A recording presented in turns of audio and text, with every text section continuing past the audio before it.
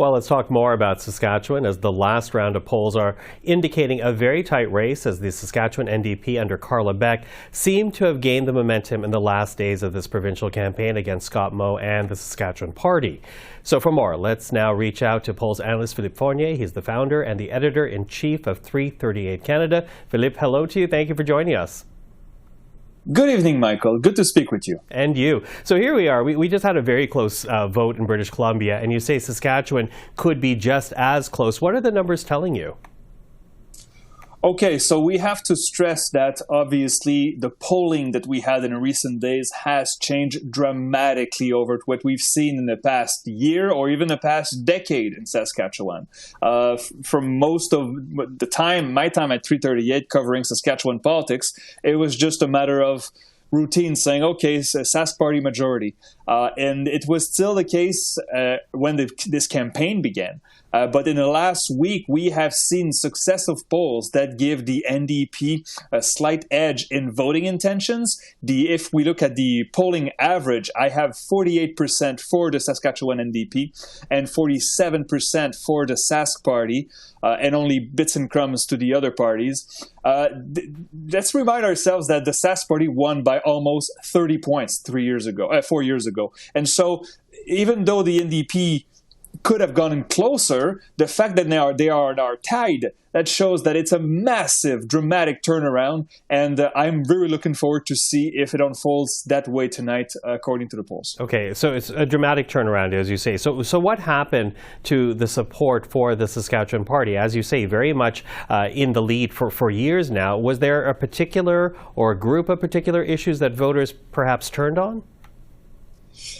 Well, it's definitely difficult to pinpoint one issue, but if we look at other elections that we have seen recently, namely New Brunswick and British Columbia, we see that voters tend to listen more to pocketbook issues and not the culture wars, the gender bathrooms, and other such issues. And so when Scott Moe started a campaign talking about, again, gender bathrooms in schools and said that he would campaign on his record, historically, we know that voters don't like that. And so it seems that maybe during this campaign, the Sask Party became a little lazy, if I may.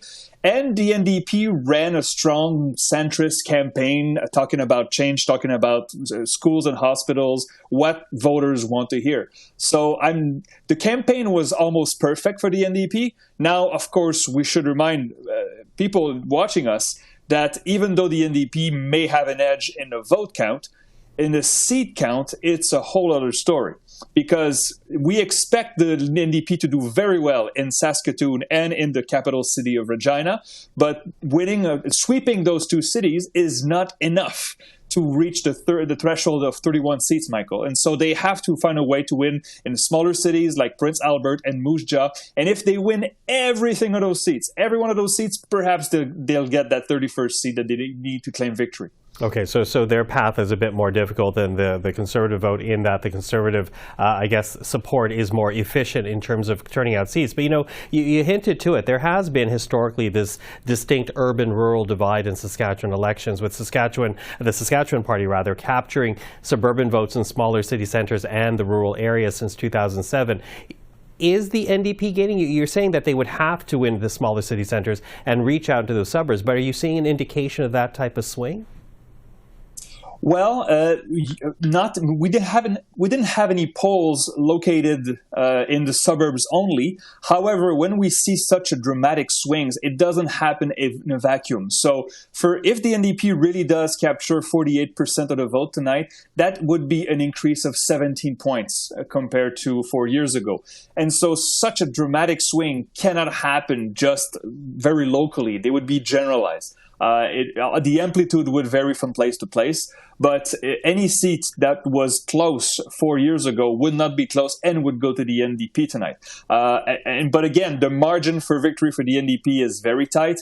Right now, in Regina, there are 12 seats in Regina. I have the NDP winning 11 of them. If they win all 12 and they have a strong performance in Saskatoon, that's 31 seats with Prince Albert and the Moose Jaw. So again, very tight margins.